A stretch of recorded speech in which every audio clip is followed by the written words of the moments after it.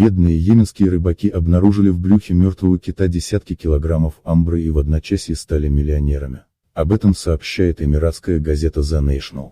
Тушу заметили в 30 километрах от берега. Кит был очень большим, рассказывает один из рыбаков. Мы не могли его забрать, поэтому позвали всех рыбаков в округе.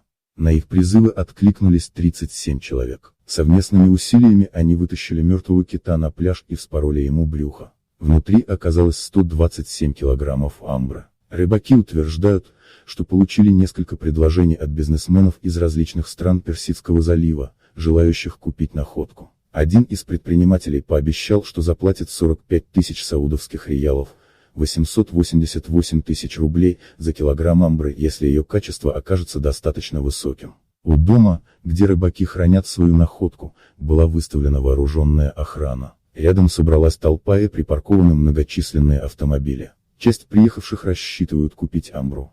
Остальных привлекла история бедняков, на которых свалилось внезапное богатство. Амбра – восковое вещество, которое выделяется в кишечнике кашалотов. Часто его называют рвота кашалота или плавучее золото. Обычно она используется как фиксатор в производстве духов и может стоить очень дорого, в зависимости от ее возраста. Стоимость амбры на международном рынке достигает 40 тысяч долларов, 3,8 миллиона рублей за килограмм. Ранее сообщалось, что двое жителей индийского города Ратнагири, штат Махараштра, попали за решетку при попытке продать 7 килограммов рвоты кашалота.